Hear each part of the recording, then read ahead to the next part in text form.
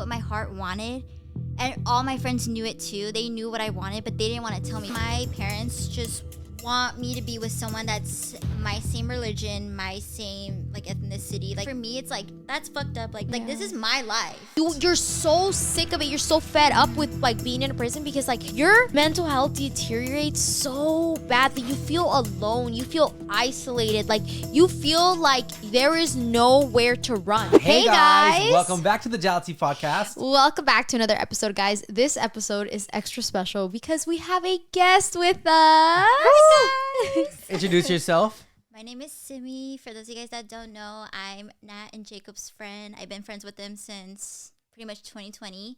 I'm the therapist that helped them get together. I was their marriage counselor. Literally, we're gonna talk about that in a couple of like minutes, but Simmi has so much. We have like so much to talk about with her and our lives in general. Yeah, dude. And I actually spoke about Simmi. I think like a few episodes back, I had talked about a friend. If you guys watched that episode, I spoke about a friend who went through a lot of similar things as me growing up, and we really wanted to get her on the podcast. So we flew Simmi out from California to come over here in Tennessee.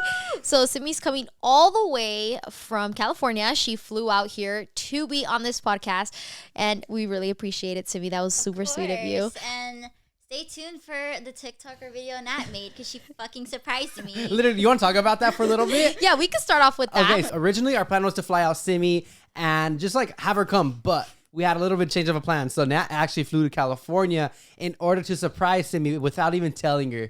Yeah, so I ended up flying out to California, and Simmi had no idea.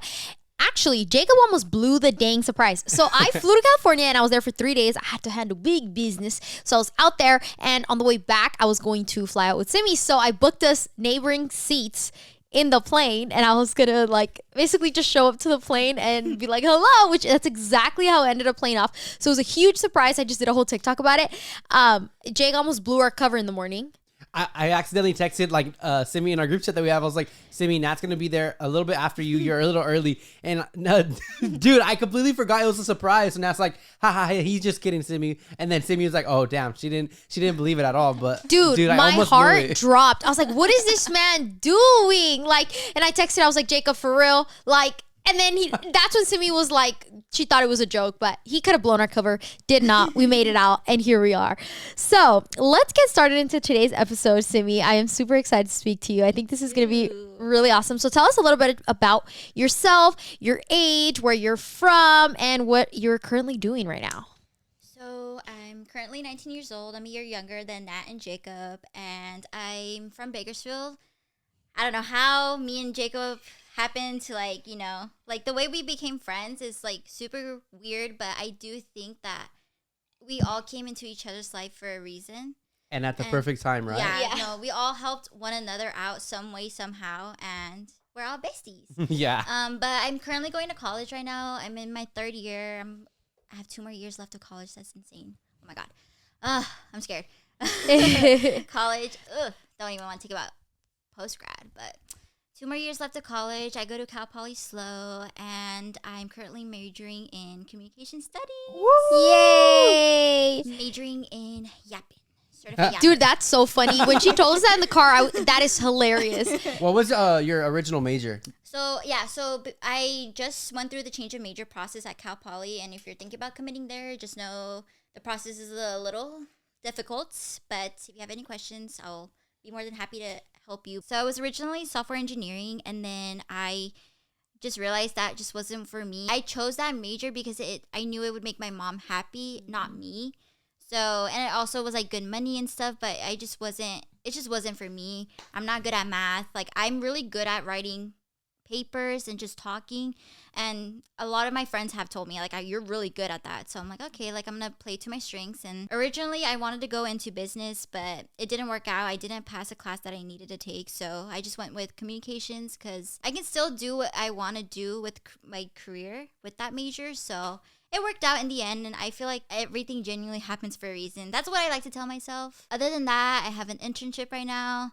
I'm taking 2 summer classes. Wow. And then I have a job on campus. So And you're That's literally awesome. doing a podcast right now. So Yep. you're very busy. Your schedule is full. Yeah, she literally woke up this morning. She was on a Zoom call for like 2 hours, and we were like trying to make breakfast and trying to do everything. And it's so different for us seeing that, because you wake up and you go straight to classes, and then after classes it's like work, and Yeah. you're just always on the go, and it's so admirable. And I remember when you were struggling with the whole school situation. I know you were in a huge like dilemma, and I know you wanted to switch, but you in that whole situation. Yeah, so like literally, oh my gosh, I forgot about that era. I was trying to switch my major. It was just really hard at first because, like, so you guys will learn later on about like my story with strict parents and stuff, because Nat and I have like a very similar story, but that made it really hard on me to like try to switch my major, because I'm like, fuck, like, I don't know what to switch into, because all my parents know about is like lawyer, doctor, or what's the third one? Lawyer, doctor, or engineer. Engineer was the third one. And that's like the only ones they know about. Like those are the only careers they know about that make good money. And so I'm like, fuck, like I don't know how to explain that I can make a good career out of other majors, you know? And so it was really hard because at the time, so when I was first getting into the process, like I didn't know what I wanted to do. And the counselors were low-key like fucking with me. They were trying to like keep me in engineering. And I was like, no, like I don't like engineering. Like stop like telling me, like gaslighting me into thinking that I'm built for engineering when I'm not. Like I know myself. I'm not built for the math. Like, and if you want to do engineering, but if you're not good at math, like do it. You know, I'm not telling you, oh, if you're not good at math, you can't do it. Like you can do it. It's just I didn't have the willpower in me to do it because it was just so mentally draining. And I'm somebody that I have other shit to do. So it's like it was taking up so much of my time, and like I like doing other things. Like what I just told you guys right now, like I have so much shit going on. I enjoy that. But with me staying in engineering, I couldn't do like all those things. So it was like hard for me to manage. And like I wanted to create content, and that was another thing too. I wanted to create content. I couldn't because I was just so swarmed with school.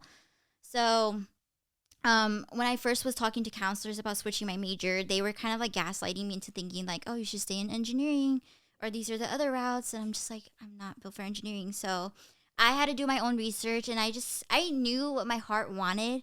And all my friends knew it too. They knew what I wanted, but they didn't want to tell me. And So what we admire about you is that you really like put your life at school, and as well, like not only school, but you also put it on the internet of you being at school. So if you want like really, really relatable content of like being at school and still doing social media and stuff, dude, her videos are right there. And you right now are working with like so many brands, which is so admirable. Yeah.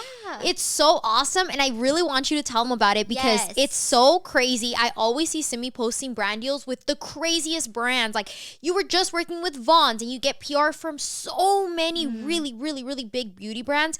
And for aspiring content creators out there who are also micro creators, that is life changing because Yeah, PR will change your life because now you don't have to spend the money on the Yes. products to create the content. No, that like Nat made like a really good point about that, because I've saved so much money on like skincare and makeup and all that. And I would love to like go into it later, because I think like it will help so many of you guys out. And if you want to create content, this is your sign right now. 2024 is going to be your year, and start it, because I think I've always wanted to start creating content for the freaking longest. Like in middle school, I'd always watch like so many like people like the back to school content, all that. Like that always like warmed my heart, and I always wanted to be those people. Like once I met you, I think you kind of just inspired me to like do it, like to you get were- into yeah. it. Well, let's talk about that. So I met Simmi back in 2020. It was like COVID era. Okay, first of all, what video did you find me from? Oh yeah. Okay. So let's backtrack. Back in 2019. Okay. So in December of 2019, I remember this day very clearly. I was in my room because that was like my safe space, and I just was watching videos because I was literally not allowed to go out and do shit. Like my mom literally, it was like a prison. Like my home was a genuinely a prison, and I couldn't go out. I couldn't go hang out with friends. Literally couldn't do shit. So at that time, December 2019, so I was in my room and I was on YouTube, but I was watching videos, and I came across one of Nat's videos that shit will forever hold a place in my heart, because I never seen anybody have that. Oh my god, I'm getting so emotional. I've never seen anybody like talk about this. So the video is called "Get Ready with Me for a Party that my strict Mexican parties." that's what you saw? Simi, I didn't even know this. I Yeah. asked you this blindly. I had no clue what video it was. Yeah. So that video like literally changed my life because you know how like back then YouTube like every creator like it was like kind of like production, like they kind of Yeah. like glamorized life, like, oh, this is how high school's supposed to be, and I'm like, I get to high school, I'm like, this shit's like fake, like Yeah. it was nothing like the YouTube videos, but like that video specifically, so Nat was getting ready for a party. It was her best friend lady's party, or I think it was a wedding. I don't know what till this day I'm always like, I don't know what exactly that was. No. Oh, I just remembered. It was a baby shower. It was her baby shower. Oh, okay. It was her baby shower. So it was lady's baby shower, and Nat got all ready, and then her parents told her that she couldn't go anymore, and then Like after I was ready, so I was about to walk Wow. out. I go to the room and I was gonna say like, let me go, and then I didn't. They come back and I cry. And I feel like whenever you get ready to go out to somewhere, that's the best chances you have because they see you ready. They're like, all right, yeah. Well, that's what I thought. That's why I got ready. literally, like I felt that. I was like, so I watched that video, and then like she started bawling her eyes out. And I was bawling my eyes out with her too, because I was like, damn, like finally someone like. I didn't know your situation at all, but I was like, fuck, like I finally found someone that can like relate to me, that finally, you know. Yeah. I felt so heard. I felt like validated. My feelings felt so validated because like no one around me at that time like knew how I felt, like, Yeah. because it's the thing is with strict parents, like if you're friends with someone that has strict parents, but if you personally don't have that, like you don't know like what it's like to like what they're experiencing, and you don't understand like what they're going through, and it's really hard. Like for my friends, like don't get me wrong, I have the greatest friends of like, I love my friends and they were always there for me, but it was also hard for them to understand like what I was going through because they didn't have that. They didn't have fucking strict ass, dictator ass parents that like just kept them at home all the time. You know, they were able to do whatever they wanted to do. And so when I saw Nat's video, I was like, oh my gosh, like I finally found somebody like that, you know? And it was also like, it was very different content too, like from what I was used to. So that was what really drew me to you. And then That's crazy because I posted my first video February of 2019. So you found me in December. So you found me like early on, Simmi. I think I remember finding you when you were like 15 or 30K. Yeah. That's great. It's so I actually have screenshots of my YouTube studio of like when I hit 1,000 subscribers, 2,000, 3,000, 10,000. Like I have all of those screenshots, and you can start to see like the money go up in every screenshot. And I look at it now and I'm like, it's so crazy that there was a point in my life where I was literally stuck. I was so stuck in a place, and the growth, and for me, like the growth was really small because I always talk about this. You know, 2020 changed everything, but back then, like to grow on YouTube, one was damn near impossible, and two, like people were looking for certain kind of content that I couldn't give, right? Like it was, I remember all the people who were making content were like cool girls who could go out with their friends, and they were making those kinds of vlogs, like school vlogs with their friends and going out to eat, and like I couldn't do that. And in order to get paid, YouTube only gives you 12 months to rack up all the requirements you need to get monetized. Remember that? Yeah, and so I was like trying so hard to get to a point where, you know, I could make content that people wanted to watch, but it just, okay, so that video nowadays has so many views. When that video went up, Simmi, it had like, when I posted it, because it was a Get Ready With Me, and Get Ready With Me for context gets like close to no views. So when I posted that, it got no attraction, right? And I wasn't even gonna post it because it was supposed to be like a vlog of me going to my first birthday party or whatever. That was supposed to be the vlog, right? And then I remember being like, when they told me no, I was like, well, this video's ruined. So I just filmed me crying. Unmotivating. So I just started crying in my room. I was like, it is what it is. And it's crazy that video changed so many people's lives. Because at the time, I was like, I'm just going to post it because I don't have another choice. Because back then, you were also rationing on content. Like, there was nothing I could film. I was in my room all day. Like, all day long. And it's crazy that changed everything, you know? Wow. So many people's lives. So that's the video you found her on. The video I found out on was when she redid her room one time. I don't know. She was like at Macy's, and then I remember she was doing it with Tito and stuff. That's the video I found you on. And I think you had like around 150,000 subscribers. Yeah, so you saw me when I was already bigger, but that video also changed my life. That room makeover video and my 5 a.m. vlog changed my life.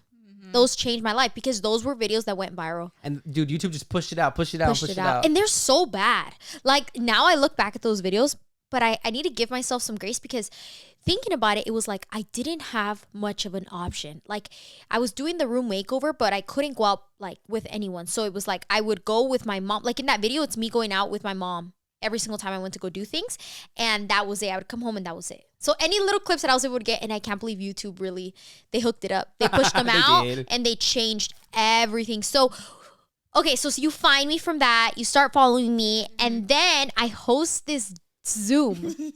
What was it, like a meet and greet? Yeah, so it was like I think so, right? Is that what it was? I did the Zoom greet and meet or virtual greet and meet in August of 2020. And so around that time, that was like it was a big trend. Like a lot of creators were doing. No, Simmi, it was before. Oh, it was before? Yeah, it was before. It was like when COVID just had hit. No, No, hit. it was around that time because I barely got into your life. But right, me and right Simmi that. knew each other before we met each other. But you Barely. made the video in No, it August was 2020. barely. No, it was barely. It was like a weeks before. I had just met you? Yeah. So, okay. So this is like the timeline. So I like started. So no, I didn't start following you until March. Okay. 2020. So I started following you, and I remember I requested your spam. And like the next couple of days, she accepted me. I was like, oh my gosh, she knows who I am. Me too. I was like, she knows who I am. I feel so cool. And I was telling Nathan about it too. I was like, my favorite YouTuber accepted me to her private But little account. do we know, she put like the setting. And I it's went like, accept public. all. Yeah. Or yeah, went public. Yeah, like she told us like way later on, but I was like, damn. But it's still what it's still what it is. But it was still cool. It felt like she put accept to your username, right? Yeah. She was like, because it like to us, like when you see she accepted your follow, it felt like she like single-handedly did it. Like that's how it felt. Well, at first that's how it was because I didn't have that many requests. Okay, so I okay. would like manually go in. But when that 5 a.m. video blew up, that's when I had to just like allow everything. And I'm sure you were trying to filter a lot of people too, so you didn't want it to be public at all. Yeah, so I couldn't let like a lot of people go in because they would tell my parents about the stuff that I would post. So I had to make sure no family was in there. Like nobody could be in there. It had to just be me and randoms. Like that was it. Okay. That makes sense. Yeah, so I started following Nat in March of 2020, I believe, and then she let me in her spam, and then like I was like so addicted to her, like because you were just like my comfort like space, to be honest. Like I just anytime I wanted to watch anything, or if I was just like sad, depressed, mad, whatever, if I was in a shitty mood, I would just like literally rewatch Nat's like videos, or like I literally had like my my post alarms like on, like whenever you posted anything, Yeah, like, the I'd be bell? like, yeah. So like anytime you posted a story, or if you posted on your feed, like I had that shit on. Or if you went live a lot I during that did. time. I was so sad, so I would go Yeah. on live. Yeah. So I didn't have anyone to talk to. I remember one time I went live with you, but that's a little bit after. Yeah, that comes after. Yeah. Yeah. So I had all those things on, and I was just like really addicted to Nat. Like she's very addicting to watch. And so She is. you posted on your spam about the Zoom greeted me. Oh, Yeah. And I think you had only posted it on your spam. I did. Yeah. Yeah, so I was like, oh my god, bitch, sign me up. So I swiped up, and I didn't think anything of it, to be honest. I didn't think that she would like see my message, you know, because I thought, because like to me it was like, oh, like I'm like just somebody like along with everybody else, you know. So I didn't think she'd see me, and so I swiped. I was like, oh my gosh, Nat, I want to be in your Zoom. I don't really remember what I said, but I just remember saying like, oh, I just want to be like, I would love to be. Yeah. On the Something Zoom. along those lines. Yeah. And then a couple minutes later, I kid you guys not, like 2-3 minutes later, she's like, of course, girl, like here's like the code. And then I was like, oh my gosh, I saw that message and I couldn't believe my eyes. I was like, Isn't there only like a limited space that Only people can join? only 100. Wow. It was only 100. And so I had only given the code to certain people, but then they spread the code to others. So the 100 filled fast, dude. Fast. oh my god, that's insane. See, I didn't know that. Yeah. Yeah, so that had happened, and then she gave me the code, and I oh my god, guys, I was like, my armpits were fucking sweating. Dude, I'm not even kidding, like a whole flood. Like my armpits were sweating so bad. I was like nervous to meet her, like, cause dude, like you're meeting your favorite creator, like yeah. it's like a big deal. So I'm like, oh my god, like I don't want to leave a bad impression or anything, you know. So I was freaking the fuck out, and then I remember I was on Discord with Nathan and our friends, or I think it was just Nathan, and I told Nathan, I'm like, bro, fuck you, I need to go meet with my girl, you know, like this is a big opportunity, like I get to meet with my favorite YouTuber. So I was like, I'll call you later. And I go on the Zoom. I was so nervous. And then I remember I went to go pee first, so I don't pee myself. Oh my gosh, Simmi. I was that nervous. So I did all my business, and then I put on some deodorant because I kept sweating like so bad. And then I joined the Zoom, and my camera was covered, and I was like, Wait, were you the first one? Dude, yeah. So she was one of the first people to join, right? So it was Simmi, and then there was like the Zoom filled, but no one had their camera on. Nobody at all. Nobody. No, I think at that time you only given it to me first. I think you were the first one to join at the time. Yeah. So no one else joined in our Zoom yet because you given it to me first, and then I turned my camera on and we were like talking. You were like, "Oh, hi," and we started like talking. Dude, that's crazy, Simmi. I don't remember that. I just remember the Zoom being like full. No one had their camera on but you and like 3 other girls. And it was like 100 people. Dude, I still follow the other girls, by the way. The other girls who had their camera on. And Simmi was the only one talking to me. So was it like awkward? Or yeah, no? I was like, yeah, the Zoom was awkward because me, Simmi, and literally like 2 other girls had our camera on. That was it. The other people were just camping in there. They didn't even have their mics on. I would have been the same way, just like watching, seeing what's happening, what's going on. I was almost awkward. So it was literally like we were having a conversation, but people were watching us. Yeah, like basically a virtual like Zoom podcast. That's exactly what it felt like. And I was so awkward, but I remember this is why Simmi, like I actually kept in touch with her, was because I felt so like awkward. And by the way, I never did the Zoom thing away again because of that situation, right? I felt so awkward because it was just me who was like had the camera on and like them. And that was it. And I was like, and she kept talking to me and she made sure that it wasn't awkward. And I remember those conversations that we were having at the time. And you were talking to me and you were interacting with me. And then the other girls were too. And I actually ended up making spooky baskets for you and the other girls. Do you remember that, Simmi? Yeah. Because they talked to me and they made me feel like I wasn't fucking a loser on a Zoom with nobody wanting to talk to me. That's why I kept in touch with them. Wow. We've came a long way. Yep. Yeah. So from there, I remember I followed Simmi and I kept up with her. And at the time, I didn't really like, so I didn't know you. So I think you had already told me you were from Bakersfield, but there was no link. It was after you met Jacob. That you had told me you're like, oh, I'm from Bakersfield too? Yeah. So I hadn't met you at the time. Okay, so what about the first time that we met, like me and you? When was that? Do you remember? I don't have a clue. I forgot. So I know Nat introduced us to each other. So Jacob and I didn't meet until the day before you left to go see Nat. Oh yeah, I remember now. It was on your vlog. Dude, okay, so I was going through it because that was Wait, pause.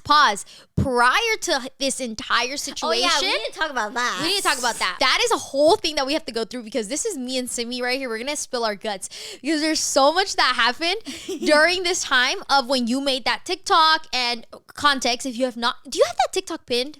Yeah, so that's going to forever be pinned on my TikTok page. So if you guys are wondering how me and Nat got introduced to each other, basically the rundown is I made a TikTok. It was a trend going on back then. And I made a TikTok of Nat at the time. I got screenshots of her pictures and did the trend, did the dance.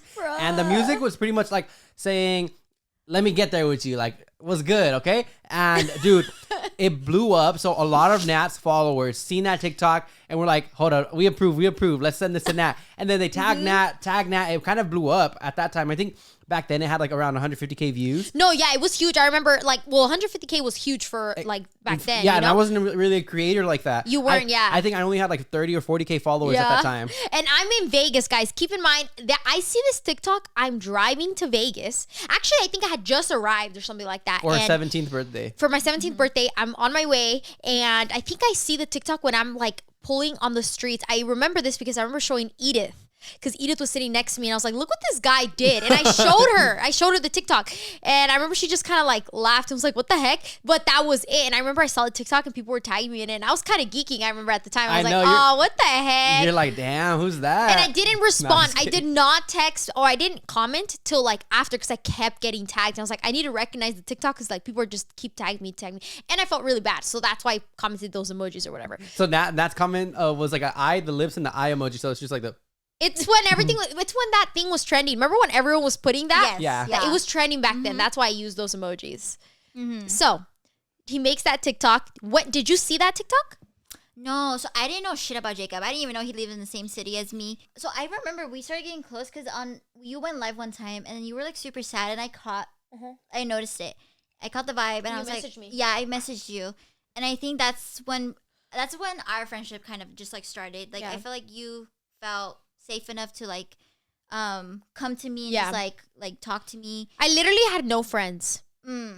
Like when I say I had no friends, like any friendship I had, like those bridges were burned because my parents didn't let me go out with them. Like I was literally isolated. Like I couldn't do anything. And like at that time, I already had gotten my Malibu, right? Do you guys remember? Yes. So I had got my Malibu, so I had a car. So like my friends expected me to hang out with them, but I still couldn't. Even though I had a car, even though I was paying for the car, like I still could not hang out with anybody. Because so like you were under your parents' roof. Because I wasn't. Yeah. So like I couldn't do anything. Like yeah, I would sneak around. That's a whole different story. So my friends were like, they felt low-key like not isolated, but like forgotten by me because it's like you have a car and you still don't like make the effort to see us, but I legitimately couldn't. So like I didn't have any friends and I couldn't really speak to my friends about like all of these issues because like I just looked like a dumbass. You know what I mean? Yeah. So I couldn't speak to anyone and I had no friends and like it was just so isolating. So when someone on the internet who watches my videos and like pretty much knows like nothing about me, like you watch my videos but like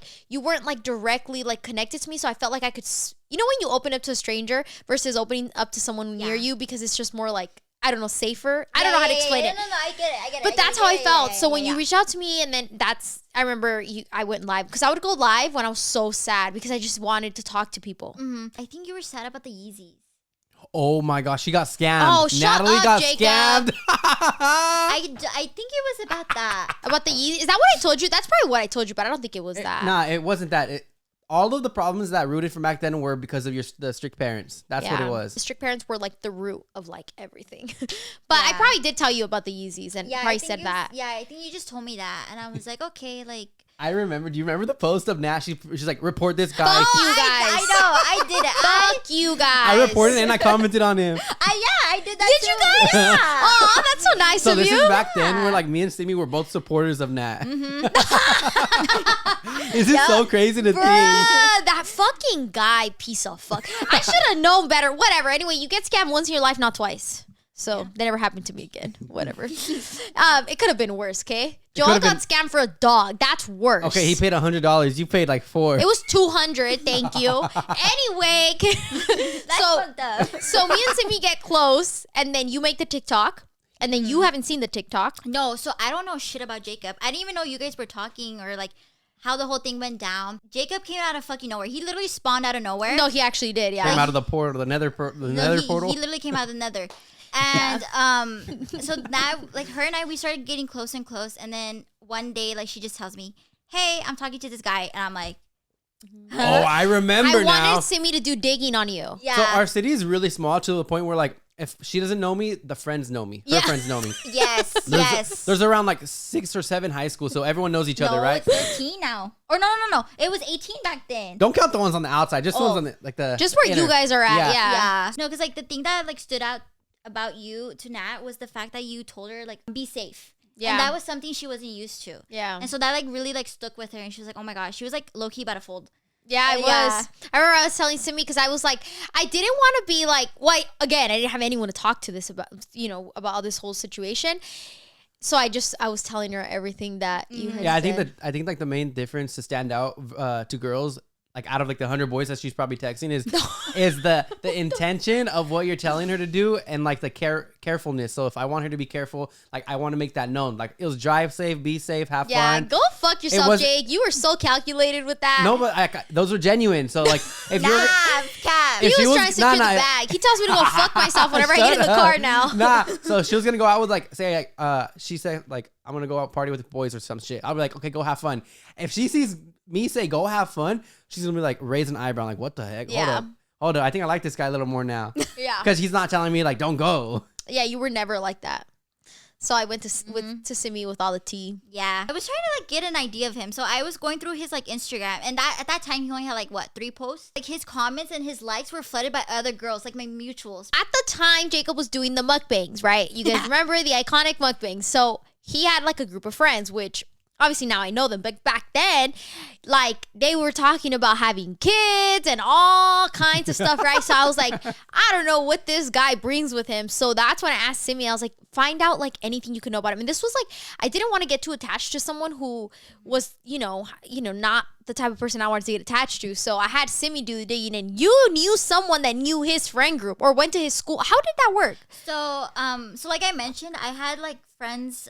So I had friends from middle school that went to his high school. So I kept hitting up every single person, and no one like knew shit about Jacob, but they knew his little friend group. So I'm like, this is not the person I want to know shit about. Which is so messed up because my friends, I love them to death, but I'm not very like them during the high school era. All right, like they were out doing their hood rat shit and going messing with girls. Meanwhile, I was at home playing Fortnite, pretending to be a YouTuber. Yeah. So no, I actually was very like sketchy about Jacob, because if you guys are from Bakersfield, you guys know how the guys are. Like, they're literally, I genuinely thought you were a Joel 2.0. Yeah, so that's how my friends were a little bit. Yeah, and like, he's your typical, I thought he was your typical Edgar curly head guy. But I remember you told me, you said that you had heard things about the friend group, but you didn't hear anything about Jacob specifically. I remember that vividly because she said, like, everyone not thinks badly, but like has something to say about the friend group, but nothing about Jacob in particular. And like using common sense, you're like, okay, you're gonna assume that Jacob has like done the same things as the friend group. Yeah. I just saw green flags, to be honest. Oh my God, I remember this because you were so fucking upset about it. Jacob was stressing the fuck out, and I was just sitting and I was like, oh, what happened, And then Jacob, I think you had told me, you were like, yeah, because that's not answering me, and I'm stressed out. Yeah, so Nat was in like a really bad relationship in the past, and she wouldn't put up with anything of me. So any little thing that she would find about me, like, she ghosted me. So I would have to go to Simmi, and Simmi was like the middleman, and was like, it's okay, Nat, he didn't mean it like this. Like, he was just like being, he's a good guy. Like, give him another chance. So, and it was like, give him another chance quite a few times on the littlest things. Like, I kind of did littlest things. Did unintentionally. It was unintentional for sure. But I remember one time it was so bad that I wasn't answering you that you called Edith and had her slide the phone under the fucking door. Yeah, I remember that. And I think that was the day I had to FaceTime you because you wouldn't fucking talk to anybody. No, it was really bad though. We can't even speak about like half of the stuff of why I was so upset just because we just can't. But it was such little things. But because I was in the position that I was, like, because I created content and I had an audience, like my biggest fear was to look like a fool. To look like a dumbass in the internet, And that's why I was so scared of it. I was so scared of things to like go south, and then the whole internet saw me a certain way, like a dumb girl getting played by a guy. And that was just like, I couldn't allow that to happen. So that's why it was all bad. So yeah, basically that is kind of like the story. We all became best friends. But we forgot the main point, what we were talking about earlier. What? So when me and Simmi first met, I think I was going to meet Nat for the first time ever. And Simmi had a gift, right? Oh yeah. So I couldn't like go and like give it to Nat, or like I couldn't even ship it or anything because I didn't know how to drive back then, so I was like freaking the fuck out. And I remember like my mom went to the store with my little sister for something, so I text Jacob like, can you come to my house pretty please and just like take this with Nat, so I didn't have to pay for shipping or anything. And I was like, it just makes sense if you took it, You were 15, huh, Simmi? I think so, yeah. I was 15 at the time. And so I texted Jacob, and then you pull up to my house with your mom. So then did I really? Yeah, you did. Oh, you shoot. did. In your guys' little SUV. The Avalanche? No, yeah. Is it the GMC? The black one. It was the Avalanche, yeah. So you guys pulled up in that one. Oh my God, that's when I first met Gianna through like that SUV too. Okay, she pulled up to wherever I worked in the past, and I like look at her phone. I'm like, Gianna. I'm like, I know this name. And I look up and I was like, Gianna, hi. Really? That's how you met Gianna? That's so cool. She was pregnant with Sebastian at the time. Wow. Oh my gosh, that is crazy. So I didn't even know that. So that's how I met her. But pretty much, so Jacob came to my house, and this is my first time seeing you like real. She didn't know how tall I was. I didn't know how tall he was, so I just assumed he was really tall. And I remember I was telling Nat like, oh, he's gonna come to my house to pick up like the spooky basket. And so I think you were telling me, oh, like tell me how tall he is. Yeah, I remember this. So so she was getting her eyelash extensions done at the time. Yeah. And so he came to my because Jacob house. is gonna come over to my city. Like, yeah, we're gonna meet for the first time. So I'm doing my whole glow up, right? Yeah, so that had happened, and then he pulls up, right? So I go and I hand him the box, and I'm just like, that. I was like, this is JacobMacias. And you were wearing your booster shoes at the time, right? He was wearing his booster shoes, so I was just like. So I was probably like 5'8" with my booster shoes. Like You look like a fucking toddler. Like, I'm not even kidding. 5'8" is not bad, brother. When I first met him, I genuinely thought, I was like, dude, like, he's so short. It didn't help that I came out of like, what? She told me. Yeah, I was like, bitch, like, your man's short as fuck. Yeah, she was like, dude, he's so short. And I was gonna see him the next day. And I was like, no. And you already pulled the video of like, we're not gonna be meeting anymore. I'm balls deep in this now. And then I just find out that this man is so short. And I was like, no. And you know what's funny? I remember I'd always be like, oh, how tall are you? Dude, and this caused like so many problems for me because for like the first 3 months of our talking ship, like after meeting, I would not take off my shoes, man. I would be wearing like the Vapor Maxes, all black ones with the extra 2 inches. Oh my gosh, you're right. You would not take off your shoes. I remember the first.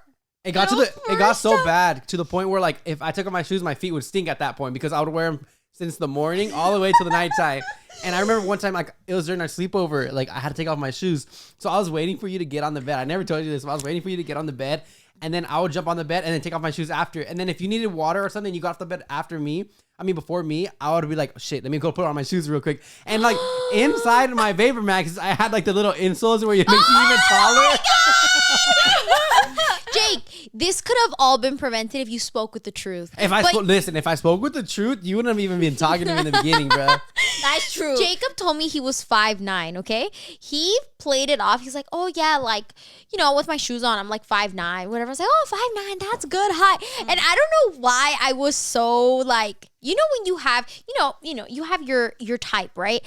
And in my head, I was always like, I want like my boyfriend to be tall. It's just a dumb thing that you tell yourself in your head because realistically, you're going to fall in love with whoever you're going to fall in love. Like, it doesn't matter, like, what they look like. But I was just young and I was like, I want a tall man. And at the time it was like when all the Instagram posts were of like the guy with like super tall and the girl reaching up to hug him. Like that's what the height difference. Yes. So I was like, no, he needs to be taller, right? And I had the opportunity to do a make do. You know, the last person I was speaking to was so short. I was like, I need a tall man after this. So it was such a big deal. So I would always ask him and he'd be like, oh yeah, 5'9", 5'9". But then I would look at his pictures and he looked compressed and I was like, I don't know why I feel like he's short. That's how he looked like when I first met him. I'm like, oh, he's actually compressed. Like, you're taller now, Jake. You think I stretched? Yes. Nah, you probably got used to me. Or maybe I got used to you. That could have happened to you. Oh, yeah, the height perception changes. Maybe. And at the time, I think your hair was smaller too. Your hair is bigger now. So that probably could have changed you. But yeah, I remember telling Simmi, I was like, Simmi, you have to tell me how tall he is. And I remember she was like, dude, he's so short. And I was like, oh. I'm seeing this guy the next day, bro. Like, there's nothing I can do. And I can't explain the feet pain that I went through for the first, like, 3 to 4 months, Nat. Like, you're being on uncomfortable shoes, and then on top of that, you have, like, uncomfortable insoles. Yeah. It's the worst. And, okay, for context, Jake is, like, 5'6", okay? That's a whole 3-inch difference that he lied on, okay? That's a big-ass difference. And that's not, like, the shortest girl. How tall are you, like, 5'4"? Yeah. Yeah, she's not that's the shortest. Like pretty, like, you're like average height for women. I'm not short, so like we don't have that much of a height difference. And that's like torso is like very, very long and her legs are really long. So like even though I'm taller, she looks taller like in proportions to me. Yeah, because your legs are really short. Yeah, so that's why I was like, oh my god. That's what it is. My legs are short. You have really, really, really tiny legs and a long ass torso. It's just crazy our mentality back then. Like we were so young. Young. Like I cared about height. Like that's crazy. That is crazy. Because like it really just doesn't fucking matter. Yeah, dude, we spent literally like 40 minutes talking about how we met. Imagine like the other stories that we have to talk about still. Yeah, so let's get into a whole new thing. That's how we met. That's our backstory. And now we're all besties. Let's get into the strict parents stuff because I feel like this is such a crucial topic because so many people are still going through it. This is the reality for a lot of people right now. And you have pretty much, made it out and I have made it out. And a lot of people are still in it and they are seeking that comfort that you found in my video years ago, and whenever we talk about strict parents, like so many people comment about how like they can relate to it and that's their situation right now and they just feel so stuck. And I get so many DMs about that where people feel really stuck, like that is the reality. And I think speaking about your story can help a lot of people, and I think it's going to be good for you too. I don't think you could ever be fully healed, but speaking about it, I think for sure helps. Definitely, like, I think it'll help both of us. Yeah. Okay. I know it's like hard. Yeah. So let's get into it. Yeah, not only will it help both of you, but it really helps like the listeners, just like how she helped you when you're watching that one video. Yeah. So let's get into it. Talk to us a little bit about your background. Okay, so for those of you guys that don't know, like, my ethnicity, I'm Indian, and so for my brown girlies out there or Indian girlies out there that are watching, you guys know how it is with like Indian parents. So I have really, really, really like strict parents, like basically Nat's parents, like 2.0. Like, I wasn't allowed to go out, I wasn't allowed to have any friends. I couldn't, like, literally couldn't do shit. Literally couldn't do shit. I was always home. I couldn't even go to the mall. I couldn't go watch movies, like literally nothing. And I was just always like super sad and super depressed because like throughout middle school, like I would beg my mom. I would literally beg my mom. I'm like, Mom, can you please buy me a phone? Like, buy me a phone, like, please. And she'd be like, no. And then so I would start finding loopholes. So I'm like, at that time I think I had an iPad, but I wasn't allowed to take it to school. So I remember for my birthday, I asked for an iPod so it would look like I had a phone. Yeah, me too. So I would fit in because like in middle school I used to get bullied a lot for like so many things, and the way I like had carried myself, people would bully me about it. Like, people would literally like talk shit about me for my little like handwriting. Like, literally, like, I had nice handwriting, and people would be like, and I didn't know about this until my friends told me. Then they were like, oh yeah, like, people would literally talk shit about you because you had really nice handwriting, and they'd be like, look at this bitch, she's like trying so hard, like, and for what reason? Dude, do you remember when trying hard was uncool? Like, why?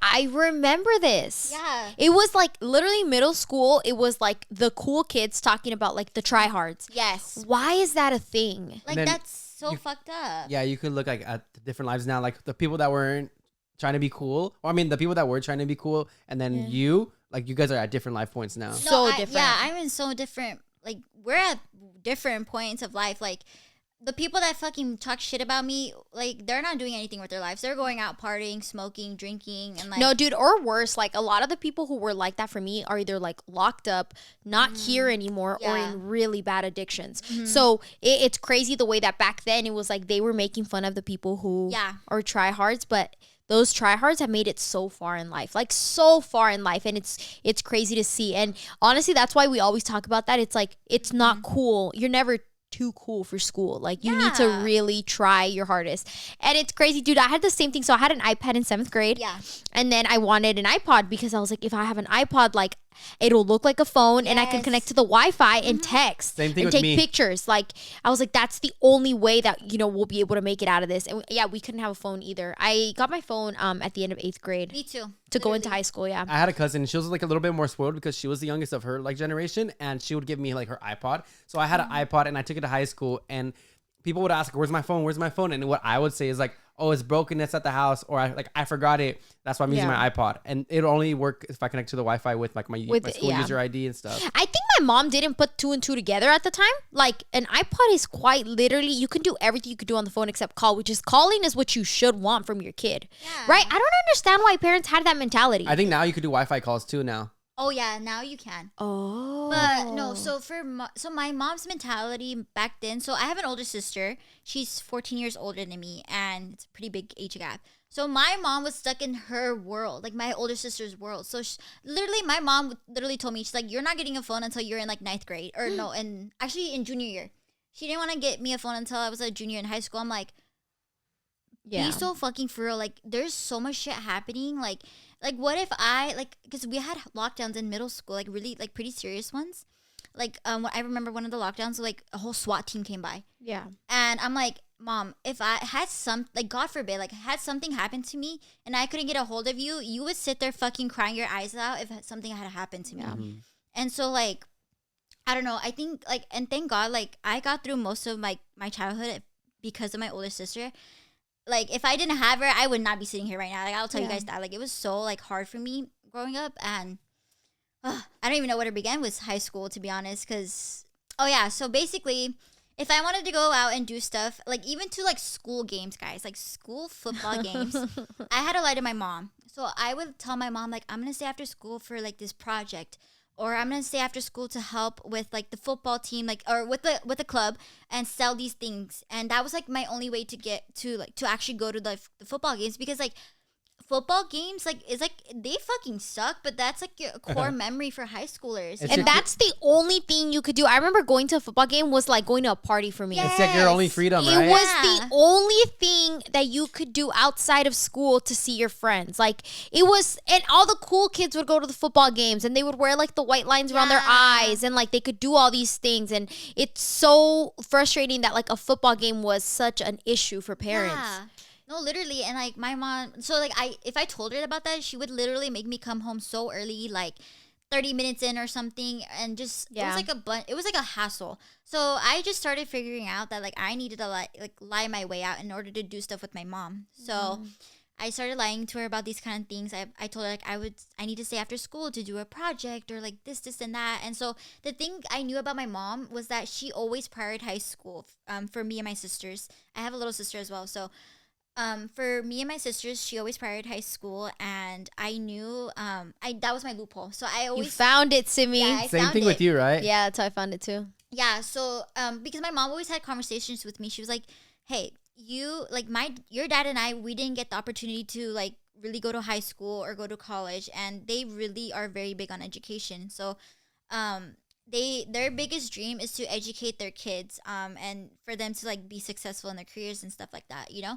because it was something my mom wanted to do herself, but obviously like her parents couldn't afford it, and because they were in India, they were born in India, and if you guys like didn't know, like India is like very like an impoverished like country, like there's a lot of like poverty over there, so like her parents couldn't do shit, like they couldn't like afford for her like education literally. And so when she met my dad, like they moved, so my dad he spent time in Germany, and then after a while he was like, okay, we should move to the United States. So he actually gave my mom the option.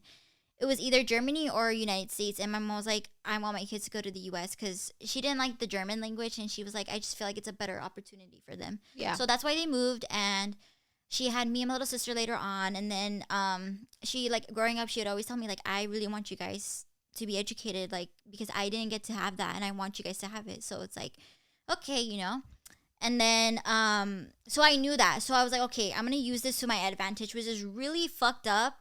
And I don't like lying to my mom. When I go back, I still have to fucking lie to go out the damn house. Like, it's so bad. Because you're right now, you left to college, and that's how you got your freedom, right? Like, you escaped to college. Yeah, I remember that we would speak about this because Simmi's 1 year younger than us. So when I was able to graduate high school, that's kind of when I started getting my freedom. And I remember telling Simmi, like, you have 1 year left, Simmi, like, stick it in there. And because when we would go to Bakersfield with Jake's family, Simmi would lie, dude, on like Saturdays. Like, she would tell her mom, like, she was going to work because Simmi got a job. No, not even just to work. Remember that time we picked her up from the school? Oh yeah, I do remember. I remember that. And then we had to drop her back off at the school. We picked Simmi up at school, like literally at school on a Saturday. It was funny because I was at Walmart with my mom. I remember this day clearly. So you guys texted me, you were like, hey, we're in town, we want to see you. And so I was like, bet. So I told my mom, oh, hey, mom, by the way, can you like drop me off at school? I need to go do something real quick. Like, I need to work on a project or something. Or I don't know what I told her, but I was like, can you drop me off at school? I need to do something, you know? Yeah. And so I remember I had gotten a poster, and then I gotten like a candy or something. Yeah. And then I texted you guys. I was like, hey, like pick me up at school. And like, I'm just so glad like you just understand me, because when it came to like my other friends, like, dude, that shit is so fucking embarrassing having to tell them to like go pick you up somewhere else and then drop you off at school. Yeah. Like, dude, that's so embarrassing. Right? Like, it's such a inconvenience. Like, at least I always felt like I was inconveniencing people, you know, because I was so traumatized. I always felt like I was inconveniencing people, and it's embarrassing. Like, all your friends get to be picked up from their, you know, house and dropped off at their house, but I have to be dropped off at school. And then you can't text your mom to pick you up till they've left, because if they see each other in the car, you're fucked. Especially like my mom was always really smart, and she would know people. So like if she saw like one of my friends driving away in that car, she was gonna know. She was gonna put these pieces together. So I remember, and especially because your mom knew us. Yeah. So like if your mom saw us, she would know that you were not, you know. Yeah. So I remember when we picked you up from school, like we would literally pick her from school, or when you got your job, and we would like go hang out, and you'd tell her that you were working. Yeah. So I loved that era in my life. I had a job, and I was always like working there, because like I either worked my butt off at my job, or I would stay home. And I was literally going insane, guys. Like, I just couldn't take it anymore. This is how strict my mom was. So I really wanted a job because during COVID, like, dude, classes were easy as fuck. Like, Yeah. classes It was were a so cheat code, easy. right? Cheating was the easiest thing in the world. Yeah. Yeah, and like the way that they had the schedule set up, it was like from 9 to 12. And then you had your whole day. Yeah. So I was like, girl, like, let me fucking work. Let me get my bag. This is a perfect opportunity, you know? So I remember I brought up the topic and she was like, fuck no. She was like, you're not getting a job. And she was, because her reasoning was like, and I see where they're coming from, but it's just like not realistic. Like, she kept telling me, you're going to work for the rest of your lives. Like, let me and your dad like take care of you, you know? And I'm like, no, like my entire life, like, I'd never really got to like spend time with my dad. Like, my dad's a truck driver. This man drives across the fucking country. He drives to Boston. This man will drive like continuously without like sleeping for days. So it's like, I want to like do something to help him. So obviously, like, when she like told me that shit would make me so mad, because it's like, that's time I don't get with my dad. Like, he's like 60 years old. I don't get to see him. Like, I only get to see him like, once or like twice a month. And it's like, I'm such a like daddy's girl, so it's like so hard. How old were you? I was like 15. Yeah, I remember when you started working at that place and you were there all the time. I worked at Starbucks and She would hook it up. I would hook it up. Yeah, so I was like 15 and a half when I applied because I was so desperate to get out of the house and get a job. And I just wanted a job, like, just to get out and, like, also, like, save money. So that was, like, my biggest goals. And I remember I applied and I was doing so many research. I was like, what jobs can hire a 15-and-a-half-year-old? And so some website fucking said Starbucks. So I was like, okay, I'm going to apply there. Dude, tell me why I saw the same thing. They said that they hire at 15 and a half. Yeah, and it's a fucking lie. Yeah, bullshit. Unless it's different from other states, which I'm pretty sure it is. It's Maybe. weird though because they expect you to have work experience even if it is at 15. Nah, dude, I applied at least 10 Starbucks. And they all denied me for my age. And I was 16. How did you get hired, Simmi? Okay, so this is the cheat code, guys. If you guys are struggling to get a job, take fucking notes. This is the fucking cheat code right here, all right? So this is what you do. Okay, so you can either do it in one of two ways.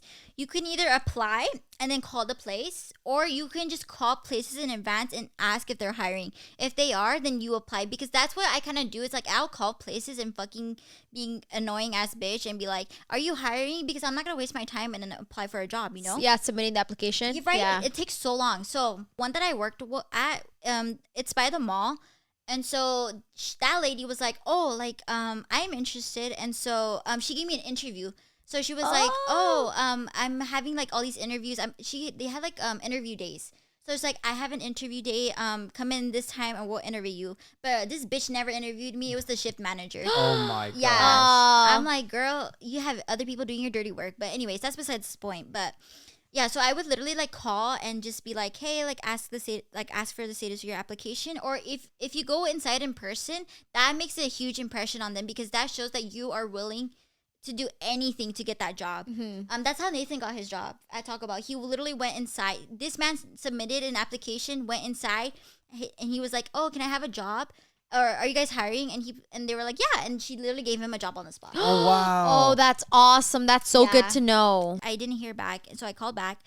I asked for the manager. I was like, hey, like, I interviewed a couple days ago. I just want to know, like, if I got the job or not. And she was like, girl, I wanted to give you the job, but you're not at the age Oh yet. my gosh. Yeah. So she was like, call me back when you're 16 and we'll go from there. So I turned 16 in November, and it wasn't until February. I honestly forgot about like that whole thing. The job, the job. So, and then out of nowhere in February, like, I was just like, I want a job. Like, I just really want to get out, you know? I texted her. I was like, hey, I'm 16 now. Like, is this job still available? And she was like, yes. Like, let me get you set up for onboarding.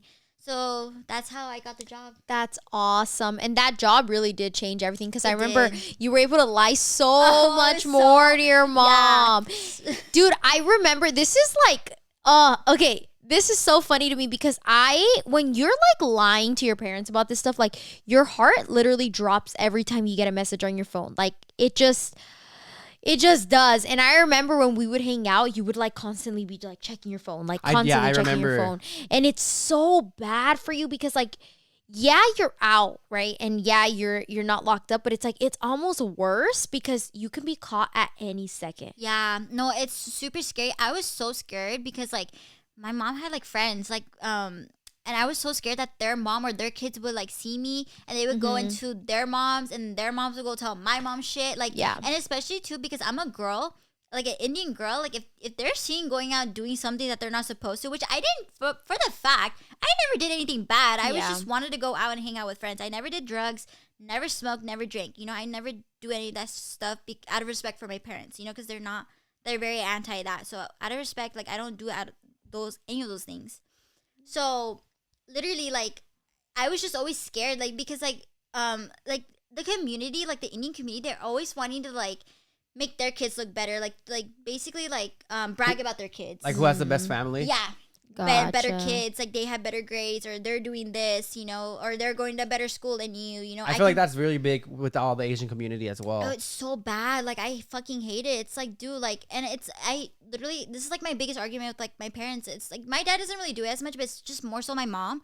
Sometimes my dad too. He's a little guilty of it too, but like my mom, like she'll literally be like, oh yeah, my kid got an award in this. Wow. You know, like it's just like that's so like.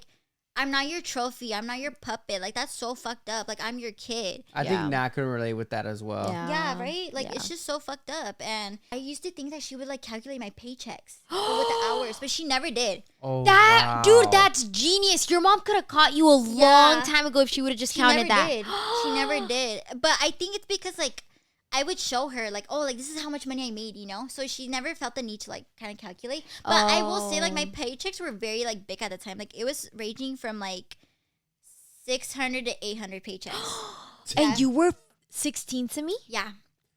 I was busting my ass off. Like, but I enjoyed it, though, because, like, it was just that was my source of freedom back then. Yeah. And so I would tell my mom, I was like, so basically, back to the story, so Nat texted me. She was like, "Oh, like we're here, in Bakersfield. Like we want to see you." It was like basically the day you surprised Jacob with the truck. Yeah. So I remember it. I got to see it because it was like literally the first day. Yeah.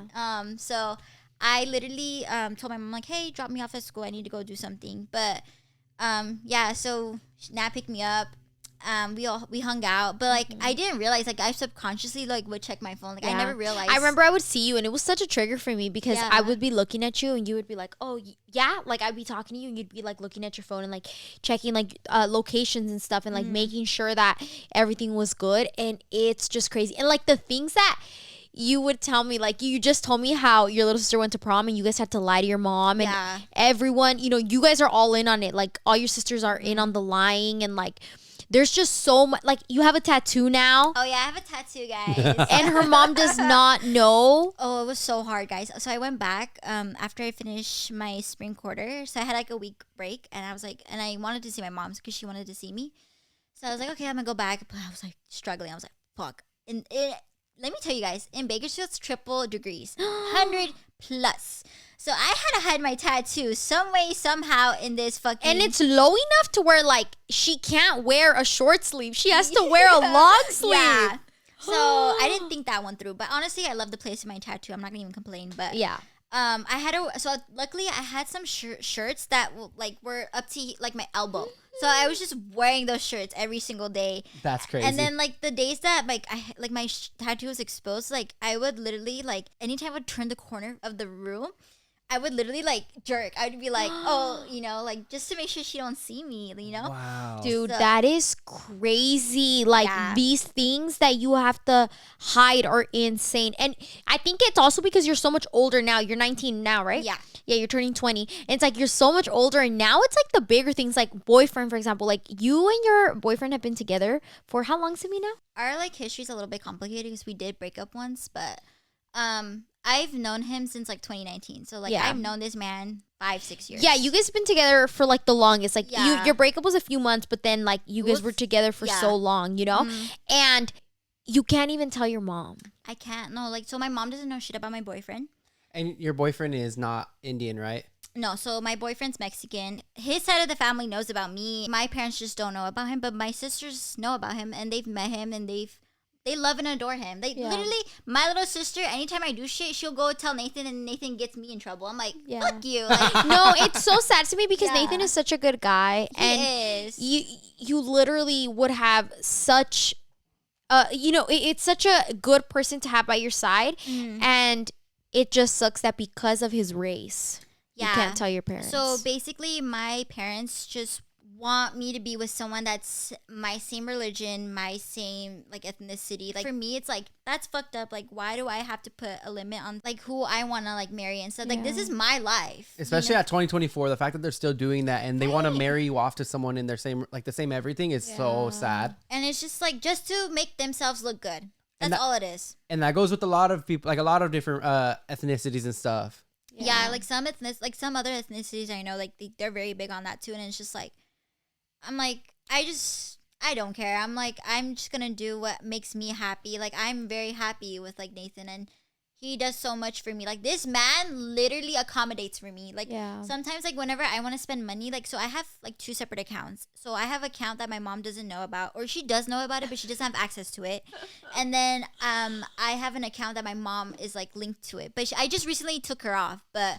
She it was a teen account, so she had like access. My mom has access to my account, dude. The other day it's funny because the other day she actually put like $250 in my account. Bruh, I didn't know about that. I have to give it back to her. So your mom was checking your money too? Yeah. So so when I was making money from Starbucks, like I couldn't spend it. That's how strict my mom was. Like she wouldn't let me spend it. But I honestly like I'm grateful that she did that because like. I don't know. You think you would have blown through a little bit of it? Definitely, but I feel like... But Simmi, you were busting your ass off, Yeah, Simmi. no, I could not spend any of my money. Like, if you wanted a damn, like, In-N-Out grilled cheese, like, you should have been able to have it, you know? I couldn't, like, spend any sort of money, whatever. Like, the money I could spend was, like, my tip money that I would get from Starbucks, and I was getting a good amount of tip money. But even really? that, like, my mom wouldn't even let me spend it.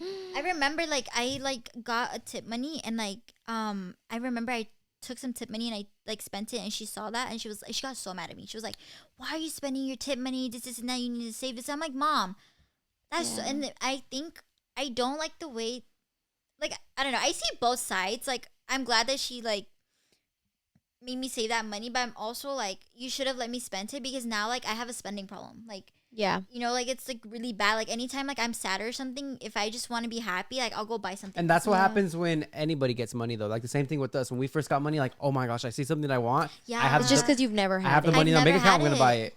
Yeah, it's because you've never had it, and it's like such a different thing to have it. It's so crazy. And I think the saddest part, like this was always a conversation that I would have with my parents. It's like, you guys have to miss out on so much of my life because you simply don't want to accept it. And it's not like I'm going out and I'm doing drugs. Like till this day, I do not do drugs. Like it's not like I'm going out and getting blacked out on random ass bars. Like it's not like I'm doing these crazy things. Like all I wanted, Simmi, was like to go out and paint with my friends.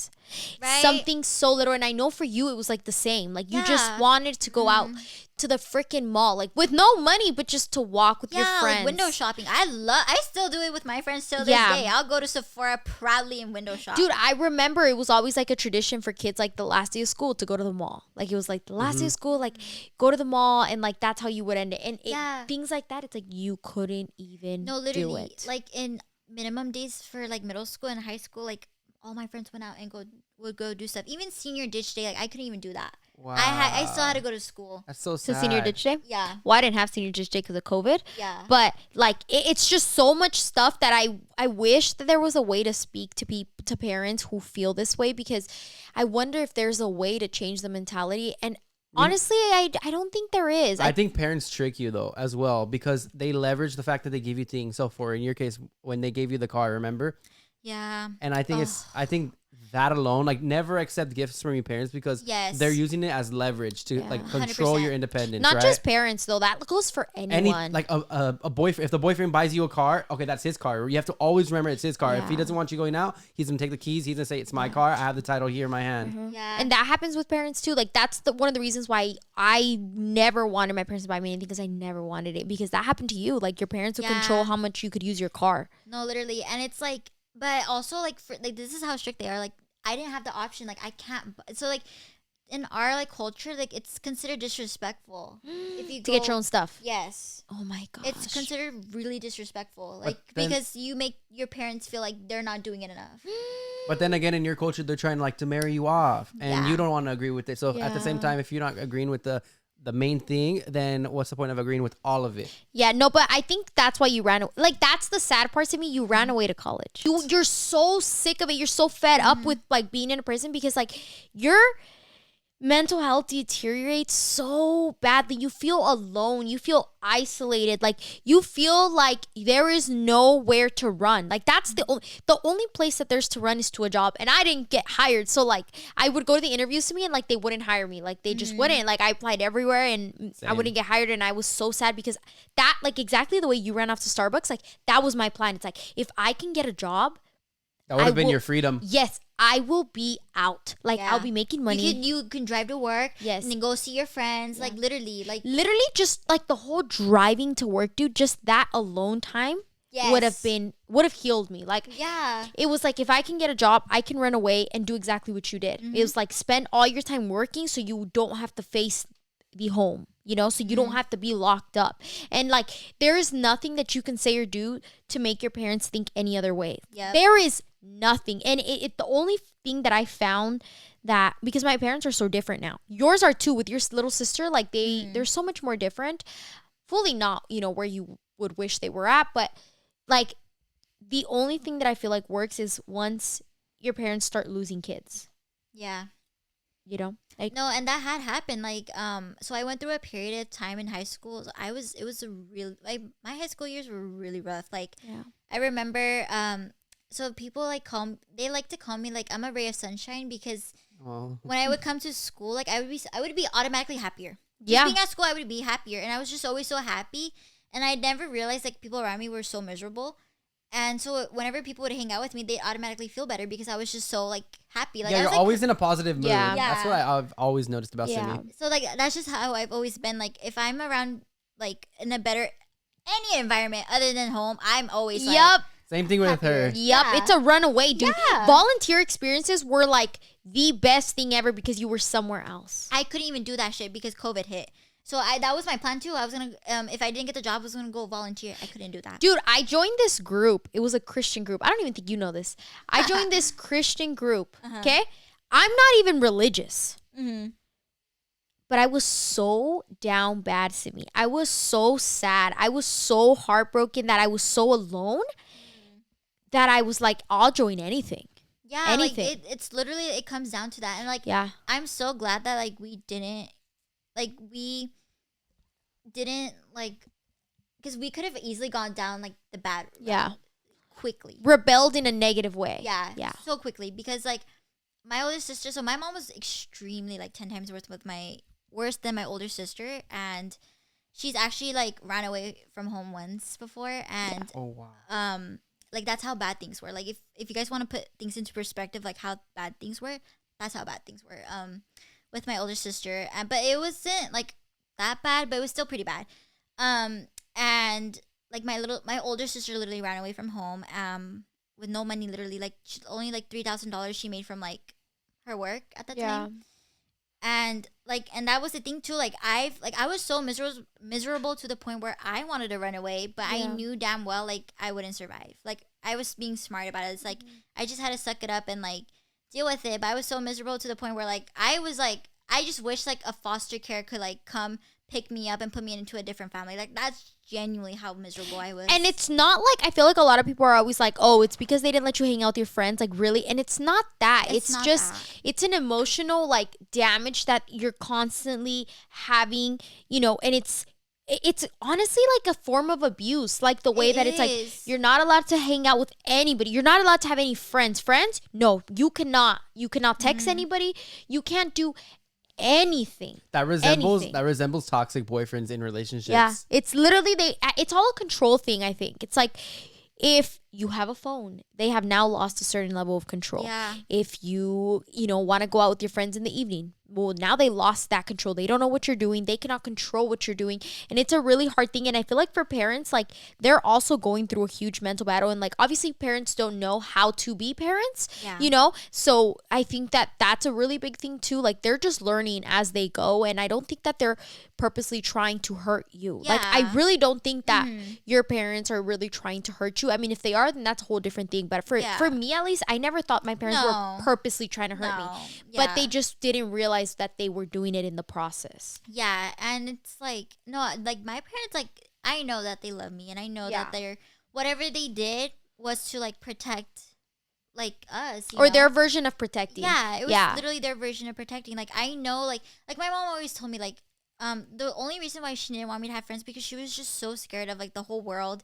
Like, obviously, like, if you're, like, this wasn't their country, like, that they were used to or they grew up in. So they don't know the people. They don't know how they're going to be. And, like, obviously, there's stuff that they hear in the news and all that. And it's just, like, all they wanted to do was protect their kids. But it was just, like, it just wasn't, like, appropriate. They tried to protect you and they damaged you instead. Yeah. And it's so sad because I feel like I've done a lot of healing over the past few years. Like, I think you just started your healing journey when you ran off to college, which, by the way, like, nowadays we're just like, we talk about college like, it's a huge debt. I was willing to go in the world's biggest debt ever just to leave your house, just to leave. Like, I remember my parents would be like, no, you're gonna go to Cal Poly, like, you're gonna go here and you're gonna stay and you're gonna drive every single day. And that's what my sister did, so that's what they were expecting me to do, right? But I've never played by the rules. Like, my sister has always just, like, played by the rules, and I didn't do it. I could not do that. So when my sister went to Cal Poly, like, my parents expected the same for me, and if I didn't, well, it's like, well, she did it, so you better do it type thing. That's literally, and it's just like, oh, it's just so frustrating. For your college, did you get, like, a scholarship or any grants? Yes, so I did get a good amount of scholarships, like, thank God. But not a full ride? So I get FAFSA, and I do have some scholarships. So I have a scholarship that, like, pays for my tuition. Oh, that's cool. Yeah, Wow. so it's called, like, the Scholarship Program, and it's a really good program. It's for basically, like, low-income students. And so, like, my dad's, like, the only source of income for my family, and there's like a family of 5-6 dependents on him. So this man's out here hustling. So you were able to get help for college, which is nice. What's the process on applying for, like, those types of stuff? So FAFSA in particular. FAFSA, okay.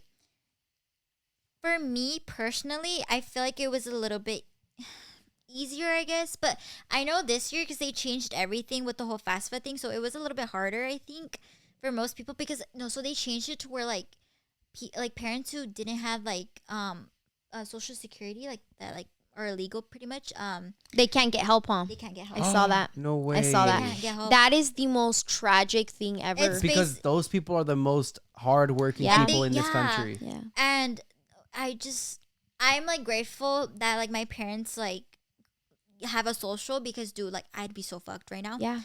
I'd be so fucked. So I know they changed the FAFSA process to where it's fucked over kids with families with immigrants, pretty much. Yeah. Immigrant families. And so it's just, my heart, like, really, like, breaks for them, because I know, like, I'm just like one of you guys. Like, I'm over here, like, hustling, like, my ass, because I want to retire like my parents. And so it's just, like, seeing, like, those kids not getting help. Like, dude, I've seen so many TikToks of kids Me just, too. like, crying. Yeah. Because of the FAFSA process. But basically, like, the process now is, like, you can't manually do anything. Like, everything has to be pulled from the IRS. No way. I remember before it was all those damn sheets that were a nightmare. Yes. So before, like, I don't know if I should say this, but you were able to kind of, like, tweak it. Yes, to get help. Yeah. Yes. Pretty much. I'm not implying anything. So you were able to do that with the old way, but with the new way, that's why they came out with it, because I think this is another thing too. Don't fucking post every little thing on TikTok, because people will fucking see it and they'll change shit. No, dude, people have ruined so much because of TikTok. Like, not everything needs to be shared. Yeah. Like, return policies, they have ruined it for everybody. Like, Costco used to have this really good return policy, and dumbass TikTok ruined it. And, like, same with Target. I always see people post about their return policy, and they're gonna ruin it. And, like, I'm pretty sure that's what happened with all of these things. That's literally what happened with FAFSA. It's like, don't fucking post that. Like, I know I've seen some TikToks where people would be like, "Oh, like I've seen like new car, thank you FAFSA, like all this stuff. Wow. Yeah.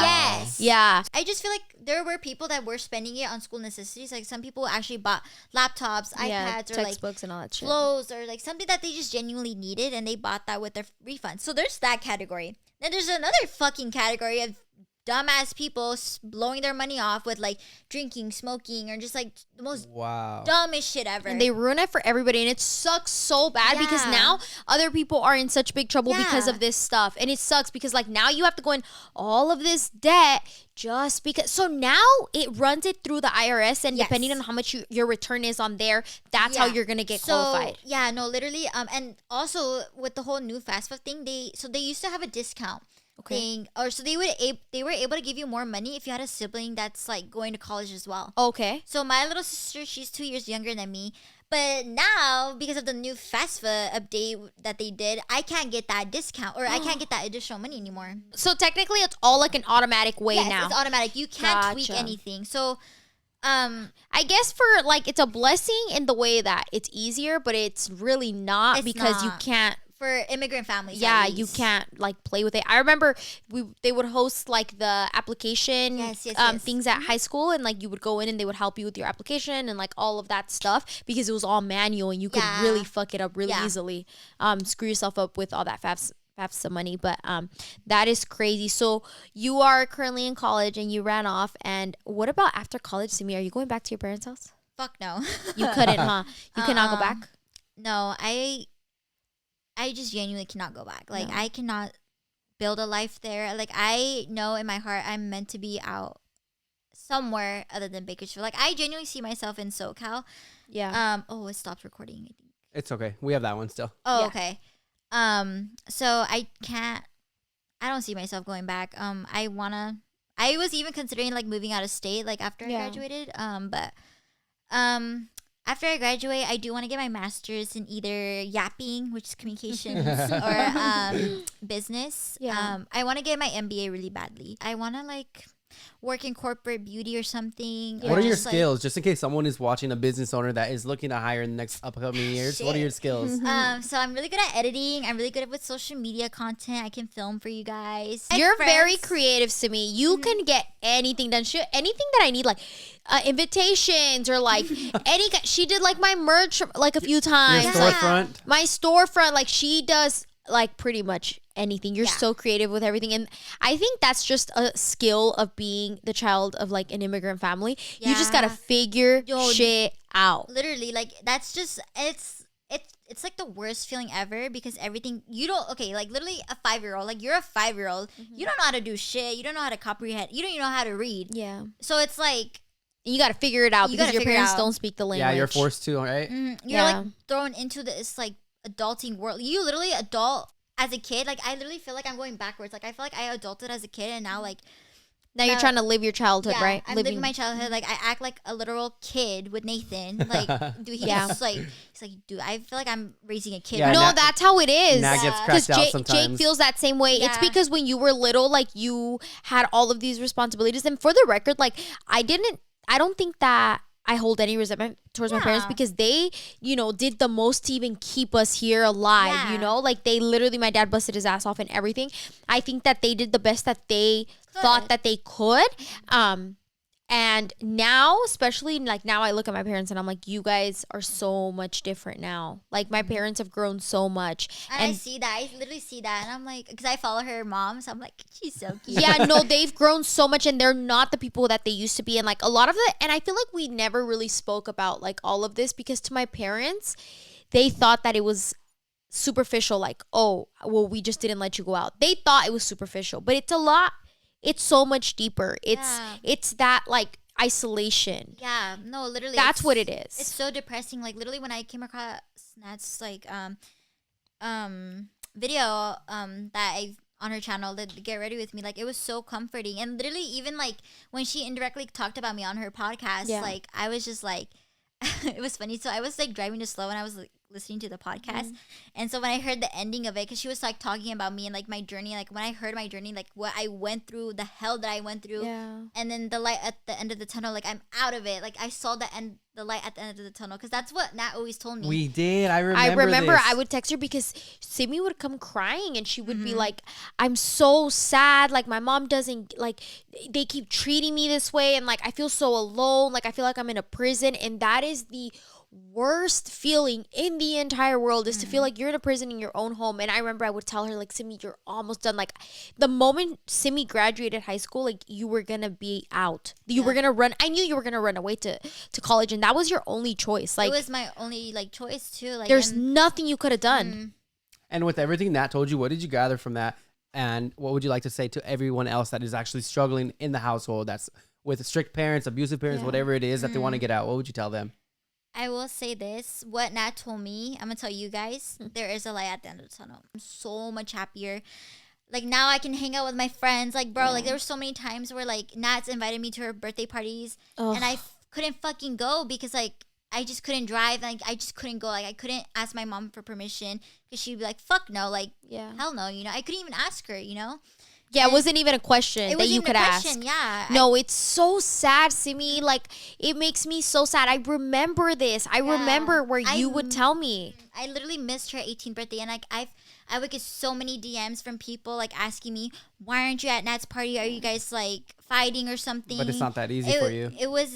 Guys, like it was never that case. Like we are really good friends. If you guys don't see us each other with like hanging out with each other for a long time, it's just because we're long distance friends. Like they're out doing their thing. I'm over here like in my tears with school. Like you're just trying to make it out. Yeah, I'm trying to make it out. You're trying to make it out so that you never have to go back to that treatment again. And ever. So literally like they're like anytime you guys don't see me at their like events or anything, like I've gone to Jacob. The only reason I've gone to Jacob's birthday parties is because it's in Bakersfield and I somehow find a lie to go out.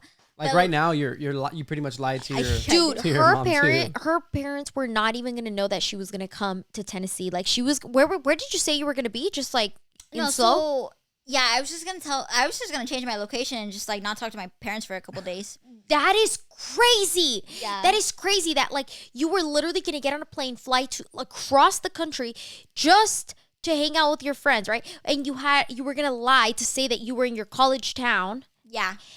All because you can't speak with the truth. I can't. It's worse, Simmi. I always say this. It's so much worse lying. That you're lying because your parents don't know where you're at. It's so scary, dude. Like, and I was just like, okay, like I can't do that. So basically last year, for my birthday, like Nat wanted like to hang out. Like she wanted to hang out with me because like typically, I never even told them this story about like around my birthday. Like, remember how like I couldn't come hang out with you guys for my birthday? I'll tell you guys really quick. So basically, when I first wanted to meet Nat, in 2020, I couldn't meet her. I told my mom, like, it was during COVID, and like valid, I understood where my mom came from, but the way she went about it was just like very upsetting. So I told my mom, like, hey, like I really want to hang out with friends at a park for my birthday, and she literally went off on me. She like went off on me, yelled at me, and she was just like, if you want to go hang out with your friends, go do so. Like she literally emotionally blackmailed me. She was like, go, if you want to go hang out with your friends, then go. But if you come back, like we're not your family anymore. Oh my god. So she hit me with that, and I like, oh my god, I want to cry so bad because I remember like she was like, as she was yelling at me, like I was like crying, but then I was trying not to cry because I knew if she saw me crying, she was gonna get upset even more. And then like I was like literally like shaking. I was shaking. And one thing I do remember is going to your house, and we had to park a little bit farther than your house, and then you had to go act like you were throwing the trash out. Do you remember that? I remember and that. And only for us to talk for a couple of minutes before your mom came outside. She came out with the trash bag so that she could. She told her mom she was gonna throw the trash out, and we parked away so she wouldn't see the car, and she ran, and she just gave us a hug and ran back in. That is insane. So I literally missed out on so much of their like life and like their events that they wanted me to be a part of, but then I couldn't. Like I literally missed Nat's 18th birthday. Yeah. And I couldn't fucking go. And I know a lot of people were like, why aren't you here? This is that. And it was never because of the fact that we weren't friends or anything. It was just because I couldn't go. Yeah. And even like Nat's birthday, like it's looking like I can go. Even if you can't, though, we totally understand. She's about to be 20. Like that's the part that gets me. It's like, and I totally get it, because if I was not in the position that I was in life and I was still with my parents in that house, I would be in the same position as you. The same. Yeah. I don't care if you're, 20, 30, 40, 50. Like I would be in the same position. And money truly like changes because like when I like started working, and paying my own bills, my mom like doesn't press me about like spending money. I'm like, they lost that part of control. Yep. Mm-hmm. You took back control by getting money. As soon as they stop paying for you, like that's that in an instant. That's how your control comes back. Yep. Yeah, and that's the same with parents and with relationships. So, the biggest takeaway from this, you guys, is that it does get better. Yes. You will be able to run away. Don't ever stop dreaming that you will, because there was a point in time where I really thought that there was going to be no out and I was going to be depressed literally forever, and no one was ever going to be my friend because I was going to be sheltered for the rest of my life. And it's such a sad thing, but there is the light at the end of the tunnel. And also, like, genuinely everything happens for a reason. Yeah. Like, literally everything happens for a reason. And, like, don't, like, if you're feeling some type of way, like, do not take the wrong route. Do not try to take the wrong route and, like, try to, like, numb the pain. Trust me, you will thank yourself later for, like, not taking that route. And try to find other things, like, try to find a hobby, like maybe like record little videos of yourself, or like maybe create content, or just like create other creators. Like try to find creators on YouTube that come for you, because that's what I did. Like find an outlet. Yeah, I would watch vlogs and see people do all these things, and that's like, how I would get my fix. Literally, like all the travel vlogs that they're doing, I get to live through them. Like I lived through them. And so many others talk to us about that and comment that, and we feel it. So we try to vlog as much as possible, especially on the road. Just so you guys can feel that. Just because I know that there's a lot of people who are locked up right now, and that was once me, and I'm like, I need to give people that experience because it's the worst. So that is going to wrap up today's episode, you guys. I really hope that you enjoyed hearing Simmi's story. She has come such a long way, and now is going to be graduated in a few years, and she has made it out. And although she's still lying her way through a lot of life, I really have hope that your parents will come to a better place and a little more understanding of you. And I hope that one day you're able to share your relationship with them. Yeah, hopefully. Because I feel like that's going to be a really big step for them. And I hope that everything works out for you guys. Thank you guys an update in the future. Yeah. And the part next two. Podcast. Part 2 in the next podcast. Yeah. Thank you so much, Simmi, for coming on today's podcast. You guys can find her socials linked down below in the description. Go support her and go check out her lifestyle. Her lifestyle is completely different than ours, but so much more entertaining in my opinion. Yeah, go watch all of her college content, and we will see you guys in the next episode. Bye.